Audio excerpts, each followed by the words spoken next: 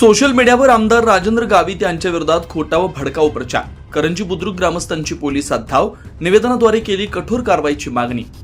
नवापूर तालुक्यात गेल्या काही दिवसांपासून पालघरचे आमदार राजेंद्र देड्या गावित यांच्या विरोधात यूट्यूब, फेसबुक व इंस्टाग्रामवर जाणीवपूर्वक खोटा, बदनामीकारक आणि आदिवासी समाजात धार्मिक, जातीय वैमनस्य पसरवणारा प्रचार केला जात असल्याचं समोर आलंय.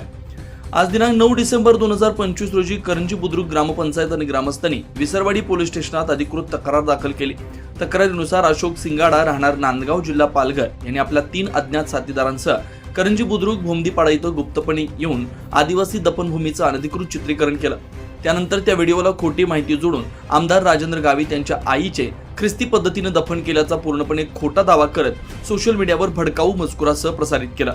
मात्र वास्तव असं की आमदार राजेंद्र गावित यांच्या मातोश्री स्वर्गीय जयताबाई धेड्या गावित यांचं निधन 29 नोव्हेंबर 1997 रोजी झालं होतं आणि त्यांच्या अंत्यविधी उमस तालुका नंदुरबार इथं पारंपरिक आदिवासी रीतिरिवाजानुसार करण्यात आलं होतं. या अंतिम संस्काराचे फोटो पुरावा म्हणून उपलब्ध आहे. उलट सोशल मीडियावर ज्यांचा व्हिडिओ फिरवला जातोय त्या स्वर्गीय बेटकेबाई धेड्या गावित या आमदार गावित यांच्या मावशी होत्या. त्यांची मुलगी जेरमाबाई ख्रिस्ती असल्यानं तिने आपल्या आईचे अंतिम संस्कार स्वतःच्या धार्मिक श्रद्धेनुसार ख्रिस्ती पद्धतीने केले. ग्रामस्थांच्या मते अशोक सिंगाडा हा स्वतः आदिवासी आहे. तो आपल्या सोशल मीडिया खात्यांवरून सातत्यानं धार्मिक तेढ, जातीय द्वेष आणि आदिवासी समाजात मतभेद निर्माण करणारे व्हिडिओ व पोस्ट प्रसारित करतोय. हा प्रकार पूर्वनियोजित कट असून त्याचा उद्देश आदिवासी समाजात फूट पाडणं, दंगे भडकवणं, विद्यमान आमदारांची बदनामी करणं, सामाजिक ऐक्य भंग करणं हा आहे. या खोट्या प्रचारामुळे आमदार राजेंद्र गावित यांच्या प्रतिष्ठेला धक्का बसला असून करंजी बुद्रुक भोमदीपाडा ग्रामपंचायतीची बदनामी झाली आणि आदिवासी समाजात संताप उसळलाय. त्यामुळे आरोपी अशोक सिंगाडा व त्याच्या 3 अज्ञात साथीदारांविरुद्ध भारतीय न्याय संहिता 2023 कलम 196, 197, 299, 339, 356, 261 गुन्हेगारी कट तसेच माहिती तंत्रज्ञान कायदा कलम 66C आणि 66D अंतर्गत तात्काळ FIR नोंदवावा, आरोपींना अटक करावी, सर्व खोटे भडकाऊ व्हिडिओ आणि पोस्ट तातडीने हटवावेत, कठोर कारवाई करावी अशी मागणी करण्यात आली. या तक्रार अर्जावर करंजी बुद्रुक ग्रामपंचायतीचे लोकनियुक्त sarpanch RC Gavit, comrade RT Gavit, उपसरपंच आलू गावित, प्रकाश गावित, विश्वास गावित, रणजित गावित, वाशा गावित, चिमट्या गावित, संदीप गावित, अमृत गावित, वर्तू गावित, जिम्या गावित आदी ग्रामस्थांच्या स्वाक्षऱ्या आहेत. आज आम्ही एक गंभीर विषयावर विसरवाडी पोलीस स्टेशनला आम्ही निवेदन देण्यासाठी आलो. मागील काही दिवसापासून पालघरचे आमदार राजेंद्र दादा गावित यांच्या संदर्भामध्ये फेसबुक आणि इंस्टाग्राम आणि सोशल मीडियावर बदनामीकारक असे व्हिडिओज अपलोड झालेले आहेत आणि त्यामुळे राजेंद्र गावित यांची बदनामी झालेलीच आहे. परंतु करंजी बुद्रुक गावाचीही बदनामी त्या व्हिडिओमुळे झालेली आहे आणि यामुळे आज करंजी बुद्रुकचे आम्ही नागरिक विसरवाडी पोलीस स्टेशनला येऊन जे पालघरचे अशोक सिंगाडा म्हणून आहे, नांदगावचे राहणारे, ते आमच्या गावामध्ये विना परवानगीने आले.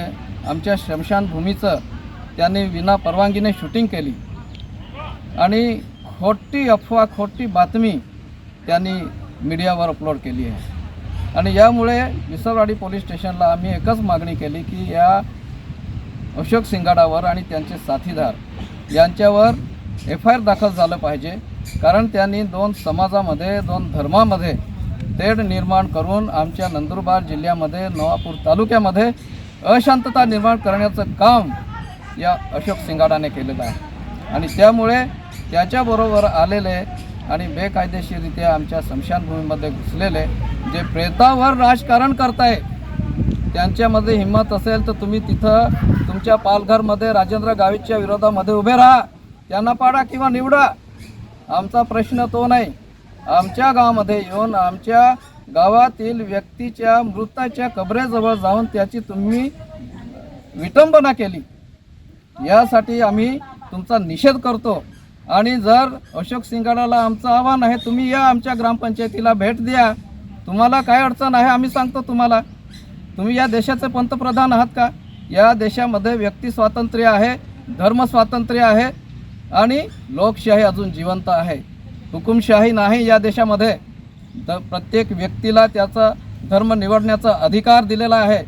असं असताना या देशामध्ये अशांतता निर्माण करायची, या गावामध्ये अशांतता निर्माण करायची, दुफळी माजवायची. आणि जर या बाबतीत ही पोलीस प्रशासन कारवाई करत नसेल तर यासारखं दुर्दैव या नागरिकांचं दुर्दैव आहे.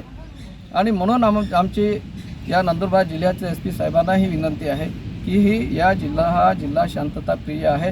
सर्व जाती धर्माचे लोक गुण्यागोविंदाने राहतात, एकमेकांच्या सणामध्ये जातात, एकमेकाच्या सुखादुखामध्ये जातात. आणि म्हणून शांतता आहे, शांतता टिकवा. इथं अशांतता निर्माण होईल असं कृत्य करणाऱ्यावर कारवाई करा अशी आमची नम्रतेची विनंती SP साहेबांना आहे. आणि म्हणून हे जे प्रकरण घडलं आहे त्यामुळे राजेंद्र गावित साहेब आणि करंजी बुद्रुक गावाची बदनामी झाली आहे. त्यामुळे या अज्ञात इसमांवर अशोक सिंगाडा आणि त्यांच्याबरोबर आलेले 3 जण अज्ञात यांच्यावर FIR दाखल झाले पाहिजे अशी मागणी आम्ही आज केलेली आहे. 24 लाईव्ह महाराष्ट्र न्यूजसाठी वसंत वाणी, नवापूर, विसरवाडी.